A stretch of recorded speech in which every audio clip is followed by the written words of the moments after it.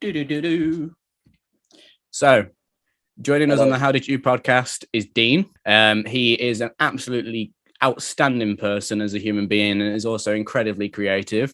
How are you doing today, Dean? I'm very well, thank you, mate. I'm really, really well. You're very kind.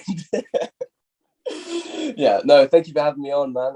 It's been a pleasure to catch up with you for a little bit. So yeah, I'm excited. On that note, like you say, we've known each other for quite a while, right? But Yeah, back in school, we had this lovely, it's blurry, but if people know us, they'll know exactly what this is. We had this lovely production that we did together. Did you really imagine that this was always something you're going to be doing, or was it just something that happened out of the blue because it was on offer? Yeah, I kind of always knew I was going to do something performative wise. Because I play guitar for forever. My dad's a musician. my my dad's a musician. So I always have people in my family that, my mum's side are very artistic and dance like as well. So I always knew I wanted to do something creative, and I'm not really good at I'm not really academic. I'm not like a physicist or anything like that. So like my attributes lie within performance, I guess. If you can nail the word physicist on the first attempt, fair play to you. Because, but yeah, since school, how did you do GCSEs wise? Yeah, I did all right. I didn't fail anything, so that was good. No, I got I can't remember exactly what I got. I got like a few A's, a few B's, and then like the rest C's, but it was mainly C's. So I did like average, but in like music and like performing arts, I did pretty well. So I thought, keep I doing love that. how we're just using this as an absolute catch up between you and I, but let's just learn about it. We both took different routes, but similar routes at college. I took the media route and you took the music, tech, drama and law. Yeah. Why law? Dude, everybody always asks me that, man. Everybody's like, what the fuck are you doing? No, so my mum was like, you can't do music and drama, and like I was gonna do art as well, and she was like, you can't do that. You need to do something that's like got a bit more like academic weight to it. So I was like, okay, I'll take law. Like some of my mates were doing law, like Ruthven ended up doing law, and I was like, I'll do it. It's fine. And then I did it, and I actually did really well in it, but I don't want to be a lawyer, man. I'm not smart enough for that. Why don't you be a music lawyer or a performance lawyer or something like that on the side and get some side hustle cash? Yeah, maybe music law things. Yeah. But your next note that you've provided to me is you met Megan. Yes. I'm going to be nosy. How did you and Megan meet, and what does she mean to you? So me and Megan met through Maddie Kletzenbauer, actually. Funnily enough, me and Maddie were really good mates in college because we were on the same drama class together, and yeah, we were like Snapchatting one night when I was at a rehearsal with the Verse actually, and she Snapchatted a picture of her and Megan, and I was like, she's fit. I was like, what's the Snapchat? And then Maddie gave it me, and then I was basically like begging her to come and meet me, and then we Snapchatted for a little bit, got to know each other, and then I invited her to a party which was it was the Rude Six band, but I don't know if it was Rude Six at the time. I think it might have been the band before. So she come to the party, and then we just hit it off. And Megan is amazing, man. She's like my world. I absolutely adore her to pieces. She's great, man. Yeah, she's a perfect woman. It's nice to see you cheesing about the love of your life. But yeah, you mentioned the Verse. Yeah, it's interesting because you and I have both been or work. Well, I can't say been because I was never part of the Verse, but we've worked together. Put it that way. Multiple gigs, multiple things. But how did the Verse come about? Because obviously Jack was on X Factor, basically looking for a new band, I guess, and then Jack Taplin, who's now got a kid, which is crazy. So fair play to him. Yeah. Congrats, You all decided to make a band. From my point of view, how did it form from your point of view? Yeah, I mean, that basically is what happened. I was in the 04 with Jack, and then the 04 split, and then me and Jack still wanted to be in a band together, and then Jack saw Jack Harrison on the X Factor and knew his accent was like Birmingham, so he was sort of local. So we were like, we'll hit him up, get him to join us, and then he come down, and we had a great time, and then we actually met another singer before we met Jack, who brought Alex along. So we played with those guys for a little bit. The singer wasn't quite what we were looking for. So Alex joined the band. So it was me, Jack, and Alex, and then we saw Jack and shut them down. So yeah, that's how that came about. It's crazy because, like I say, I snuck my way in just purely to photograph the event. Never expected it to result in that. But then, like, we all became quite good friends, like through Ian, yourself. Andy's the living legend. So's your mum and Jenny, to be fair, managing the merch at the back. Fair play to them. But it's a shame that it came to an end, because you guys actually released some music on Spotify and places like that. That was quite incredible to work with behind the scenes, because I noticed what went into it with, like, gosh, Ian was running a load of stuff at the time. There was Casey that was brought in, if I remember correctly. There's loads of people that don't realize what went on in the background. Like, I had a look yesterday purely because I know that you're coming on, and purely because I'm just nosy in the first place. Although you left the verse, and we'll get to that in a minute, we also had the addition of Tom. Fair play to him, made his time, he's enjoyed himself, had a few gigs. But the songs that you created whilst you were in the verse still get monthly listens on Spotify. Oh, nice. I didn't even know that. Yeah, it's quite incredible, because, like you say, you didn't know that, and I doubt hardly anybody does, but it's... What made you kind of disassociate or leave the band? Because I know throughout that time, correct me if I'm wrong, but you were in two bands at the same time, right? Yeah, and that was like kind of the main reason. So like it was nothing to do with like this band sucks or anything like that. Like I love the guys, and I've had some of my fondest memories with those guys. Like we had an amazing time in the verse, and I loved every second of it. I love the guys. Like they're all awesome, and like I don't wish anything bad upon any of them. You know, like it was nothing like that. But I think like at the time I was in two bands, and being in two bands is so hard, man. Because like, you know, I have to be in such a structure, you know, every week of like when I'm practicing with what band. Like there was times where I would play a gig with the verse, and I'd come back, play a gig with Rude Six until like the evening, and I'd be absolutely shattered, and then I'd have to do it again the next day, you know.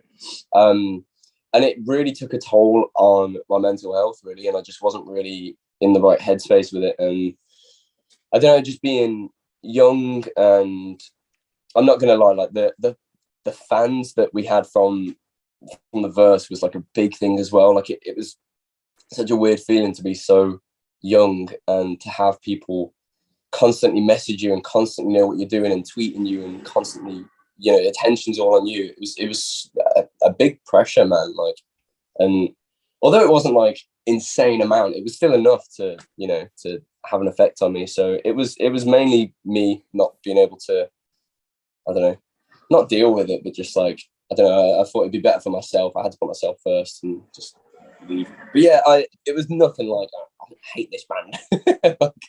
I love those guys to pieces, man. I don't know what you're on about, Dean. Yeah, it was. I saw it all happening from the back now.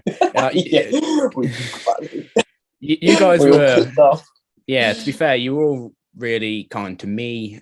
Basically, if I went, can I steal you for a second whilst you're doing this? You were like, yeah, not an issue at all. Like, so I can see where that kind of, I guess, friendship still exists. Like you say, I wouldn't be surprised if you still probably message, say, Alex with his new music release, like you've got your Rude Six going on, stuff like that. But the press formed into the Rude Six. How did the press kind of form? Because we know that you formed the verse by being in the 04, which then transitioned into the verse, which then transitioned into a new version of the verse. But the press transition from the press to Rude Six, sorry. How did that happen? And is it the kind of same idea of forming like it was the verse to Rude Six? Yeah, kind of. So I was at college at the time, and on my music tech course, I met Will. And Will was the trumpet player and the saxophone player for the press. And the press at the time, their guitarist was leaving. So they asked me if I wanted to join. And I was like, yeah, it's fine. And we were kind of like an R&B souls band, playing like weddings and pubs and stuff. And we just sort of got a little bit bored of that. And we thought, you know what, we're going to shake it up and play ska and reggae, basically. And then, because we had the brass section anyway, we just sort of went into that. So it was the same members, but just a completely different sound. So yeah. And I'm not surprised that we currently sit here and Rude Six has released an EP and everybody listens to Rude Six. You've got monthly listeners on Spotify. It's a completely different genre of music, but it's incredible to know that you can adapt on the fly. And I'm not surprised with a man like yourself on how you do it. But thanks, man. Going back to it all, whilst all of this is going on, you're appearing in short films, adverts, and everything. And I know from being at college the same time as you were filming at our old school in the police advert, things like that. Yeah. And then there's short films and everything. But if you had to name your short film experiences, could you do it? And what's been your most favorite experience on it? Is it just the fact of being on a production set, or is it just being able to act? Yeah, a bit of both. I like the whole thing. I like the whole experience, man. So I did a music video for Saya, which is Simon Davies, who's on The Voice, who is married to my drama teacher, my old drama teacher, Amy, who actually come and saw the show last night. So Amy, if you listen to this, thank you for going to the show. Yeah, so that was really good fun. Just the whole process, man, of like getting there, seeing the sets, speaking to the directors. They tell you what they think about the character, and you have to divulge that and then give your performance. And then meeting all the new people, and I just love everything about it, man. There's not really one thing that I could nail down. I'm not surprised at all, because I think, although I'm from the media side, we're in the acting side, it's very similar, and I think we kind of get the same like gratification off it. Like we enjoy just doing things. Like, were you part of Blood Brothers? You were, weren't you? Yeah, I did a scene with Connor Adey. Yeah, that was a completely different thing, and I pretty much ran most of that, and that was incredibly weird to see. But I'd be like, Dean, what do you think to this? And I think that's where it comes from, like being able to talk things out and being able to be creative and provide an entertainment for others, kind of thing. Right. But you've kind of developed your path even more and left college, went to Coffee Uni, right? Yeah. How has that been? Because you're now doing a show, and it's like you say, people that you know are coming to see it. How weird does that seem to be able to act in front of people you actually know, rather than just like say at a school production? Yeah. Yeah, it's insane, man. It's fun though. I enjoy it, man. I mean, if people are coming to see me and support me, that's just insane. Like that's what any performer, any person doing anything live wants, I mean, that from doing your podcast and like your videos and TikTok and stuff. Like, the more people that see it and the more people that appreciate it, it kind of makes all that hard work pay off, but it's lovely. You've done quite a lot for this final project. You've recorded the music, edited it, and basically made sure it was all perfect, mixed it, whatever you want to say. But right. Is this a kind of alternative path that you'd take if you weren't acting? Like, what do you think you'd be doing if you weren't acting?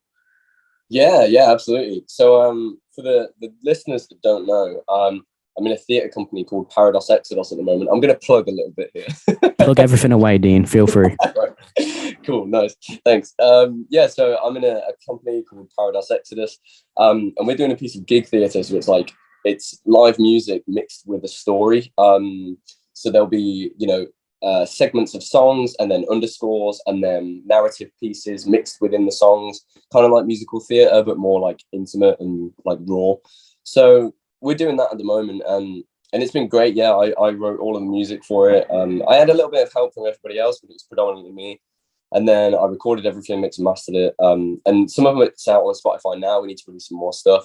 I think I would love to go into that because it brings my two worlds of acting and music perfectly together, like in this little bubble, I guess. And that's great. I'd love to do that, but it's fucking expensive, man.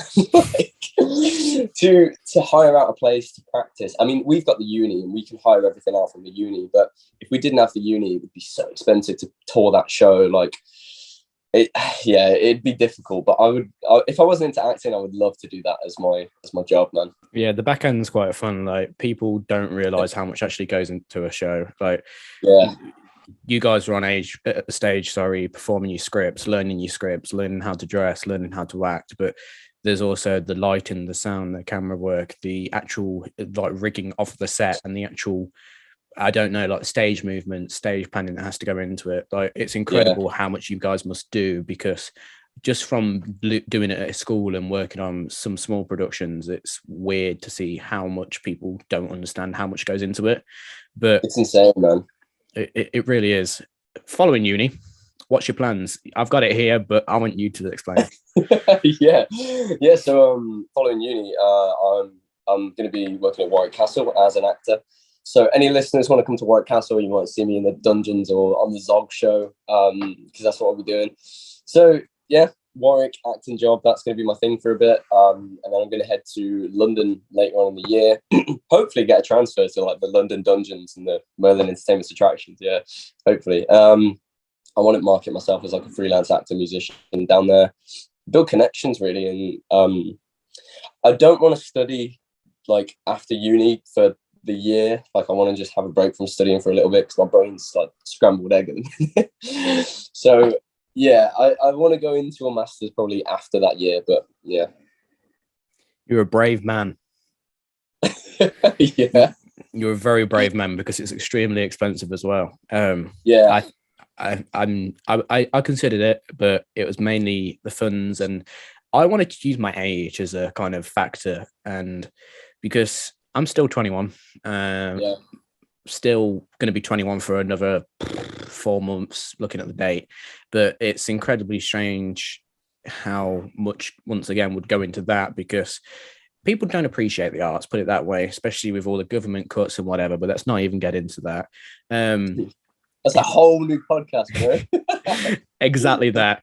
If I had to ask you, you being in the industry must have some things that you watch or you take influence from. Is there any kind of like Lin-Manuel musicals, performances, or anything that you listen to or watch? Or is there any shows you'd like to see? Is there any West End productions, whatever, that you'd like to look into as a reference? Or is there anybody you look up to for your acting or your recording or anything like that? Yeah. What a good question, man.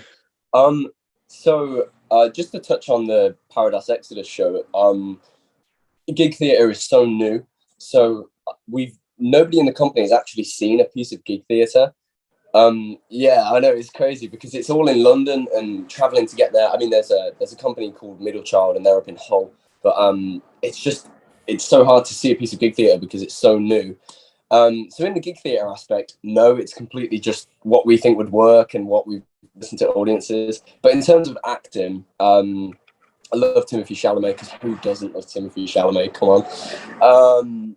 I love Andrew Garfield, is an insane actor. Leo DiCaprio, Johnny Depp, all the classics, all the big names, those guys. And I love watching good people do good things, like Pirates of the Caribbean and Titanic and everything Leo and Johnny Depp are in, I'm a sucker for. Right, so if I had to ask you to pick like 3 people, not that you're going to eat dinner with, because that's just the most boring question that people ask ever. If I had to ask you for 3 people that you would want to act alongside or be in a film with or be on a production with, who would it be? Wow, man. Well, obviously Leo DiCaprio, because I've mentioned him so much, obviously. And I know he's got a relationship with Timothy Chalamet. So, because obviously they did Don't Look Up together, which is a really good film. Obviously those guys. And I love Gary Oldman as well. I think I'm hearing about Daniel Radcliffe speak about working with Gary Oldman. And obviously Gary Oldman's insane. Like, he's technically probably one of the best actors alive at the minute. So I'd say him as well, man. I think those 3 together would be a masterpiece itself, and I can just pitch in a little bit, I guess. I don't know. What kind of genre would you put it under? Ooh, gotta be a romance, maybe. Ooh. Where we all fall in love with each other, and it's a.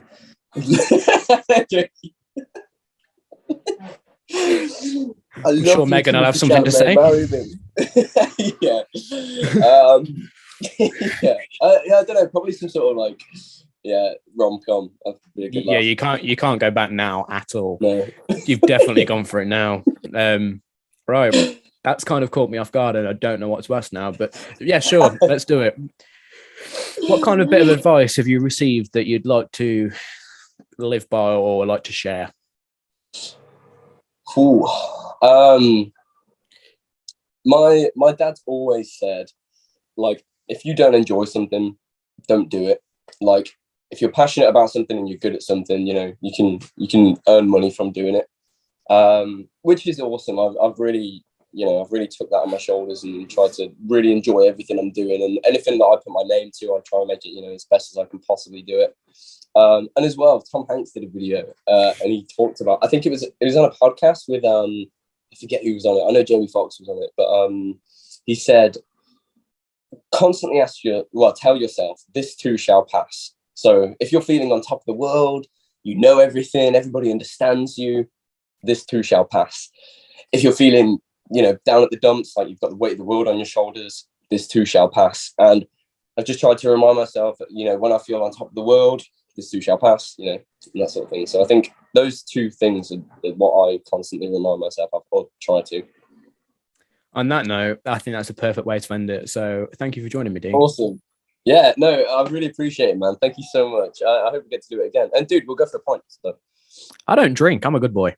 Oh, you're a good boy. Okay, all right. Well, we can go for a coffee, man. But is there anything you want to plug?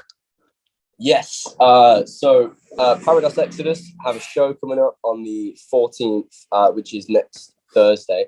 So this podcast comes out Friday, right? This podcast. Oh, will it be Friday? Oh, next Friday. Oh no. Okay. You know what? Is it all over? No. So we have we have a show on the 20th and the 28th.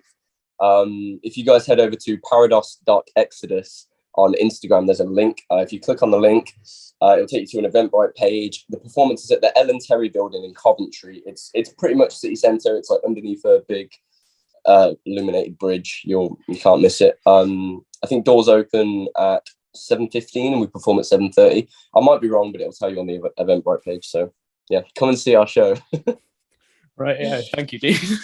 Awesome, man. I really appreciate it, dude.